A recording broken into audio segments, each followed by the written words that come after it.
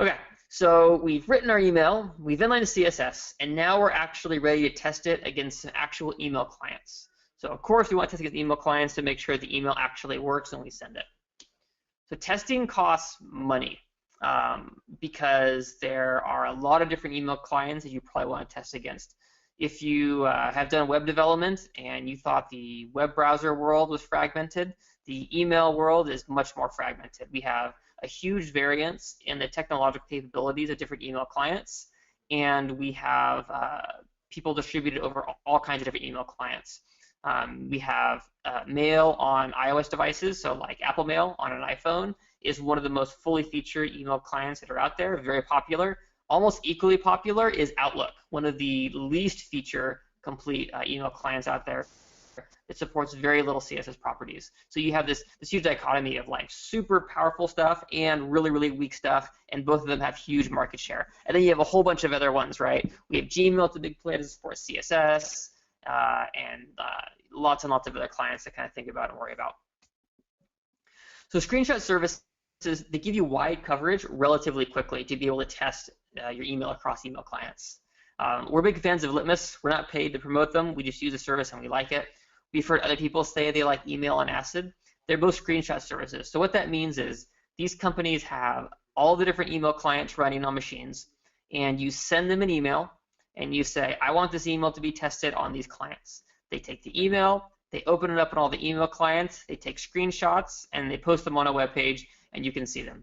The whole process takes somewhere from like 3 to 5 minutes to get all the screenshots that you want, and you get a page that looks something like this. So it's a great way to visually be able to validate that your email looks good or looks the way that you want it to on all of these different these email clients. They have desktop clients, mobile clients.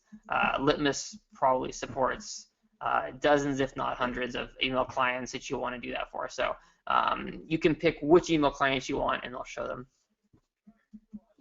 Testing on real devices is always better than testing with the screenshot service. However, of course, it just takes so much more time to get them all set up.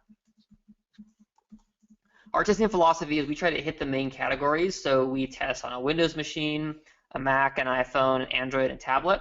And then we use screenshot services to hit all the individual email clients themselves.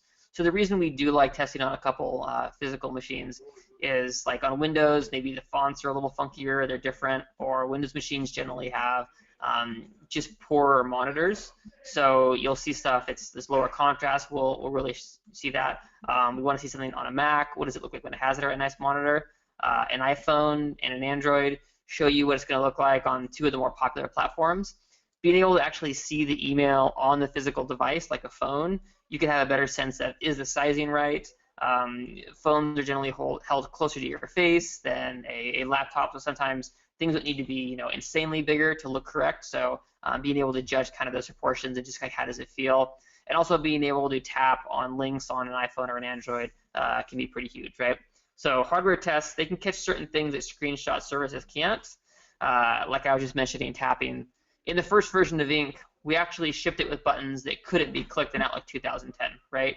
We had done a ton of iteration on the screenshot service to validate that it was all looking proper, but we hadn't actually validated it was clickable, and we had put in a hack, and it did not work as we thought it was going to.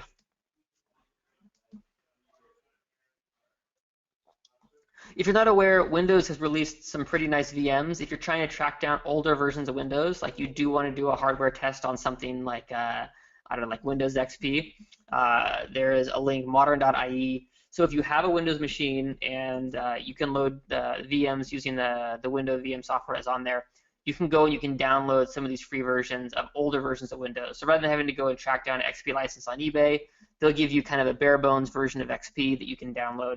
I think there's some restrictions, like they're supposed to reset themselves every 90 days. You can't use them. But still, they're definitely worth it and a lot easier than having to manage your own versions.